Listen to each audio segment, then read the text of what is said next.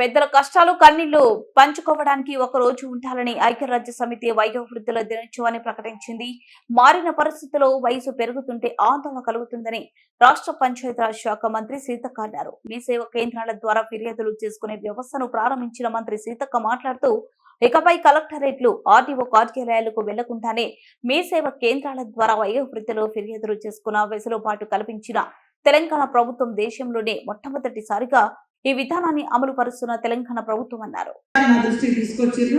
అవన్నీ సార్ట్అవుట్ చేసుకొని మంచి మెరుగైన పెద్దల సమాజం, పెద్దలు వృద్ధులు అంటే కష్టము, కన్నీళ్ళు, ఒంటరితనము, సెక్యూరిటీ ఉండదు, ఏమవుతుంది ఏందనేది కాకుండా ఒక యూనిటీ, అదే విధంగా ఒక ఆనంద నిలయాలుగా మార్చే కార్యక్రమాన్ని మేము చేస్తామని ఈ సందర్భంగా తెలియజేస్తా ఉన్నాం.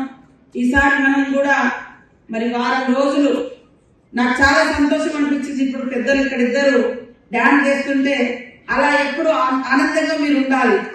వాస్తవానికి ఒక ఏజ్ లో మనకు ఆనందం అనేది ఉండదు, మనం ఏం తింటున్నామో మనకు తెలియదు. ఎంగేజ్ లో చిన్నతనమేమో కష్టాలు, కన్నీళ్లు, బాగా చదువుకోవాలి, ఉద్యోగం చేసుకోవాలి, ఉపాధి వెతుక్కోవాలి, రోజు పని వెతుక్కోవాలి అంటారు.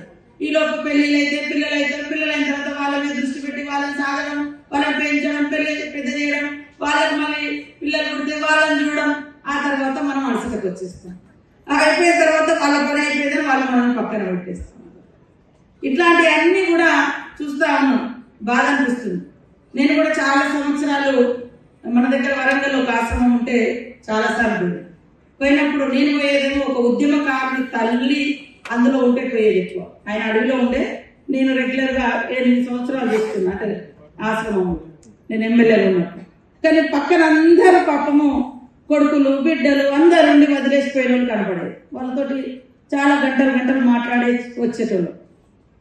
కానీ రాను ఇప్పుడు ఈ టైంలో, సుఖపడే టైంలో, అంటే ఒక ఏజ్ వచ్చిన తర్వాత మీరు సుఖపడాలి, రిటైర్డ్ అయిన తర్వాత సుఖపడాలి. మానసిక ప్రశాంతత, శారీరక సుఖము, మునిమనులతో ఆనందము, ఇవన్నీ ఉండాలి.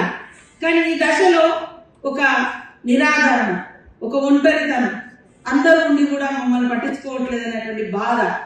ఎక్కడో ఆశ్రమాలలో ఉంటాం మనం, వాళ్ళు ఎట్లా చూస్తారో తెలియదు, వాళ్ళ ద్వారా మనం గొప్ప ప్రేమను కావాలని చూస్తాం. కానీ ఎంతైనా బ్లడ్ రిలేషన్ అనేది ఉంటుంది. అరే నా కొడుకు, నా బిడ్డో, నా మనోడు నన్ను చూసుకుంటే ఎంత బాగుండు అనేది ఆ భావం వస్తుంది. సో ఇట్లాంటివన్నీ కూడా నేను చాలా రోజుల నుంచి ఆశ్రమంలో చూసిన. కాబట్టి ఖచ్చితంగా ఈ ప్రభుత్వము మీకు అండగా ఉంటుంది. మీకు ఒక పోర్టల్ ఏర్పాటు చేస్తాం. అదేవిధంగా ఆన్లైన్ టోల్ ఫ్రీ నెంబర్ కూడా ఉంది. అదేవిధంగా ఒక వాట్సాప్ గ్రూప్స్ కూడా జిల్లాల వారీగా ఎట్లా వీలైతే అట్లా ఒకటి ఏర్పాటు చేసుకొని ఒకరి కష్టాలు ఒకరికి తెలియజేసే విధంగా, తొందరగా మాకు కూడా చేరే విధంగా, వాటిని సార్ట్అవుట్ చేసుకొని పరిష్కరించే విధంగా కొంతమందికి కౌన్సిలింగ్ రూపంలో మనం కూడా పెద్దల పట్ల శ్రద్ధగా ఉంటేనే ఇవన్నీ మనం చేయగలుగుతాం. అదేవిధంగా మనకు హెల్త్ బాగలేక పెరాలసిస్ అనేది పెద్ద ఇష్యూ. ఓల్డ్ ఏజ్ రాగానే చాలా మందికి పక్షవాతం వస్తూ ఉంటుంది. పాపం ఏజ్ భారం ఒకటైతే ఈ కాలు పడిపోయి, చేయి పడిపోయి, నోరు పడిపోయి, ఎవరిని పిలవాలి, ఎవరు చేయాలి, లేపాలి, ఇవన్నీ ఎన్నో సమస్యలు. వీటి కోసం కూడా ఇప్పుడు మనము ఒక 10 వరకు ఫిజియోథెరపీ అవి కూడా సెంటర్స్ కూడా మనం ఓపెన్ చేయడం జరిగింది. ఇంకా కూడా అలాంటి ఏదైనా అవసరం ఉంటే కూడా మనం చేయడం జరుగుతుందని తెలియజేస్తా ఉన్నాం. అదేవిధంగా తల్లిదండ్రులకు సంబంధించి ఆస్తి బదలాయింపు మన రాష్ట్రంలో కూడా సవరించబడింది. మన రాష్ట్రంలో ఇది ఉంది, ఒక దేశంలో అంత పెద్దగా లేవు. ఏదైతే ఆస్తికి సంబంధించి కొడుకులు, బిడ్డల పేర్ల మీద రాయిస్తే వాళ్ళు ఇక రాయించుకున్నాం కదా, సంతకం పెట్టించుకున్నాం కదా, ఇక మా ఇష్టం వచ్చినట్టు చేయించుకుంటామంటే కుదరదు.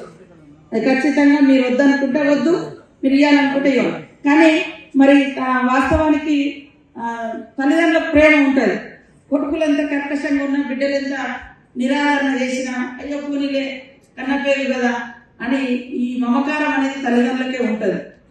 కాబట్టి రాబోయే కాలంలో ఖచ్చితంగా మీకు కావాల్సినటువంటి అంశాలను మా సెక్రటరీ కరుణ గారు, మా డిజేబుల్ డిపార్ట్మెంట్ డైరెక్టర్ శైలజ గారు, కరుణ గారు, మేమందరం కూడా కూర్చొని జిల్లాల వారీగా ఓల్డ్ ఏజ్ సెంటర్స్ కానీ ఫిజియోథెరపీ కానీ లీగల్గా కూడా ఇప్పుడు పాపం మీకు ఒక కేసు వస్తుంది, మీరు అడ్వకేట్ మాట్లాడుకొని ఎక్కడో పోయి ఆయన పట్టుకొని ఊర్లు తిరిగి కోర్టులో చుట్టూ తిరగాలంటే కూడా మీకు కష్టం ఉంది. సో మేము ఇప్పుడే అనుకున్నాము వీళ్ళ కోసం లీగల్గా కూడా మనము వాళ్ళకు రక్షణ ఉండడం కోసం కోర్టులలో అవి కూడా మనం ఏర్పాటు చేద్దామని అనుకోవడం జరిగింది.